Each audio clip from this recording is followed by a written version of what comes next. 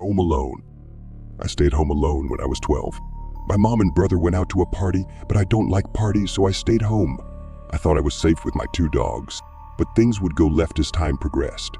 My mom and brother would only be gone for the weekend, and as nighttime came every night, there would be a certain area in my house that I would get a negative sense of dread. It was around my mom's room. My mom's room was on the other side of the house, and I tend to chill there while my mom isn't there because she doesn't mind. As for my sister's room, it was completely off limits while she was at work, and all I had was my own room and my mother's. Down the hall, around just about in front of the bathroom, I would suddenly catch goosebumps for no exact reason, and I thought nothing of it. The Saturday evening thing started to worsen as I prepared for bed. I kept my dogs in my room with me every time I slept because of how scary I was, and I even put the food bowls in my room until daytime.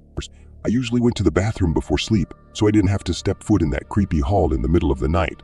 And that same area, as I mentioned before, I didn't just get goosebumps, but for some reason that area was awfully hot. I really could have sworn I kept the heck on, but it was on. So I rushed in my room with the tablet that has access to our security systems. I knew something was up because something about that area didn't make sense. I mean, one spot of the house felt very hot, but the rest of the house had a cool breeze flowing. Seemed pretty arcane to me. I checked our security cameras, and just as I expected, nothing was there. Sunday night, I gained a powerful urge to check these cameras, and so I did. Backyard, pitch black side view, nothing seen again. After I checked everything, I put a knife under my pillow. I have the cameras a nice sweep once again. Then something triggered me to go out for whatever reason. I don't remember, but I couldn't help but notice my dog not taking her eye off the door. I called her about 5 times, and she wouldn't move a muscle. I checked out the peephole and saw a very black figure by.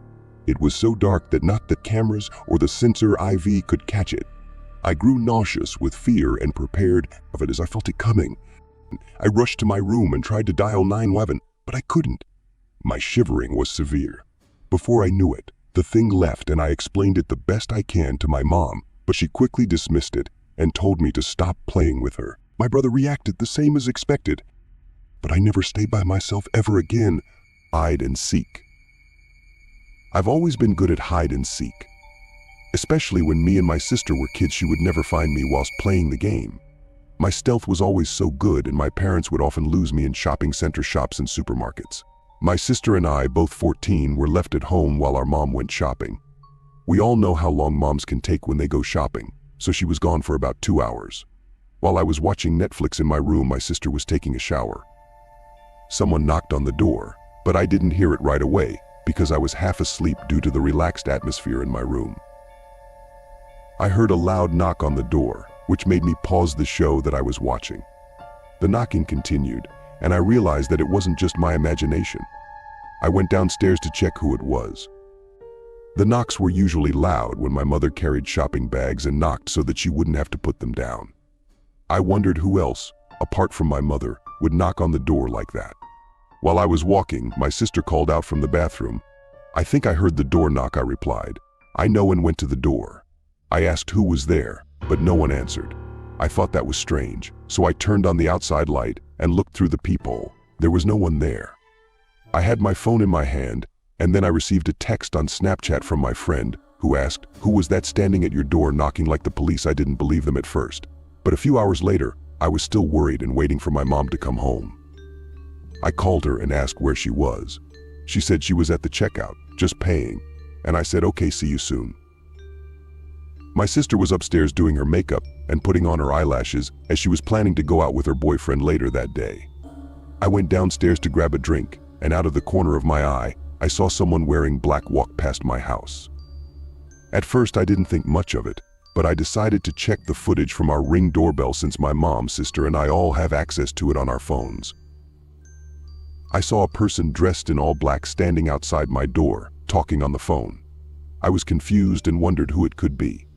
I received a text on Snapchat from my friend asking, "Hey, who's outside your door?" I decided to open the door and confront the person. But before I could do anything, the person started banging on the door. I got scared and dropped my phone, which made the Snapchat notification sound. I knew it was my friend who lived across the street. My sister shouted from her room, "Who the heck is at the door?" I was frozen with fear, but I managed to pick up my phone and call my sister. She answered the phone and I quickly told her to call our mom and ask her to call the police. My sister was confused and asked why, so I told her to check the Ring doorbell app. She checked it and exclaimed, "Who is that?" "I'm calling Mom right now." She hung up and I checked the app too. The person outside was still banging on the door and had a strange smile on their face. I was too afraid to move and felt paralyzed with fear. My sister came downstairs quietly, and as she did, a piece of the door broke. She ran to me and we decided to hide in the storage closet in the hallway. We put our phones on silent and kept them in our pockets. The guy outside the door shouted, "Let me in." We were both very scared and on the verge of tears. I held my breath and thought to myself, "Don't make a noise, or we could die." I was too afraid to move, and I could tell my sister was too. The guy outside kept banging on the door, trying to get in. He shouted, "Sarah, let me in." I thought to myself, "Who is Sarah?" I was so confused and overwhelmed that I just wanted my mom to come home. Suddenly, a loud bang echoed through the house, and my sister and I looked at each other in fear. We both heard the front door swing open and hit the wall. We heard him walking through the door and entering the kitchen. Then, we heard a drawer open, and I already knew which one it was. It was the cutlery drawer with knives in it. At that point, I thought to myself, "That's it. We're going to die." I heard my mom on the phone from a distance. She got to the door and screamed and yelled, "Who are you? Get the fuck out of my house right now." The guy dropped the knife and ran out the door. My sister and I rushed out of the storage closet to hug our mother, who had just shouted for us. She had called the police, and about an hour later, 2 officers arrived to take statements from us. They asked us to show them the footage from the Ring doorbell camera app, which we did. After viewing it, they wrote down the perpetrator's description, took a picture, and informed us that they would keep us updated on the case. About a week later, my sister and I were getting ready for school while our mom was in the kitchen washing up and watching the news on the TV. As we were about to leave, my mom switched channels and the reporter announced that a young woman aged 23 had been stabbed on Wandsworth Road the previous night. I went to the fridge to get a drink, and when the murderer's face appeared on the screen, I froze in shock. It was the same man who had committed the crime. My mom and sister were equally stunned. This memory will always stay with me. Skinwalker. I was camping with 3 friends in the Lewis and Clark Forest in Montana. We were sitting by a fire, chatting and joking around late into the night, probably around midnight.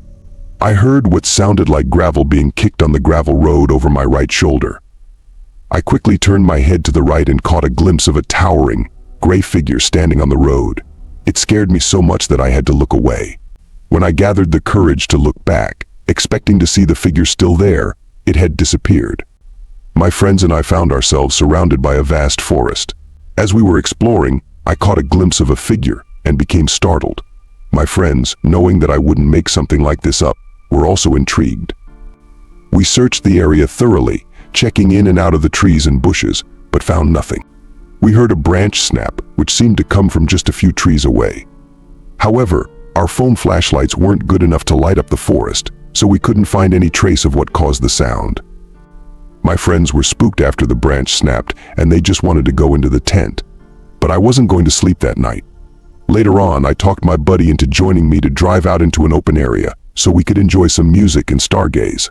He studies astronomy in college, so he was particularly interested in watching the stars. We rolled down the windows and the sunroof and hung out for around 20 minutes before we got scared. We could hear what sounded like a group of little girls chanting not too far away from my car. We listened to it for about 20 seconds, and it definitely sounded like it was getting closer. We quickly left the spot and went back to the campsite. We got into the tent for the night and I dozed off to sleep on and off. Suddenly I was woken up by a high-pitched scream or whistle that couldn't have been more than 50 yards away. I quickly got out my high-tech camera and started taking pictures. This is what I saw.